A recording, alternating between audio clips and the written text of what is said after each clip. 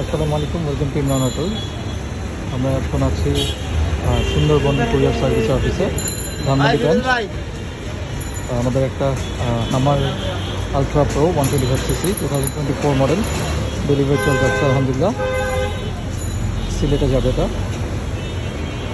প্রতিটা গাড়ি এখন যখন ডেলিভারি দেয় এভাবে করে কার্টুন ইউজ করে প্যাক করে দিই যাতে কোনো ড্যামেজ না হয়। এখন পর্যন্ত আল্লাহর রহমতে কোনোটাই কোনো কমপ্লেন আসে নাই।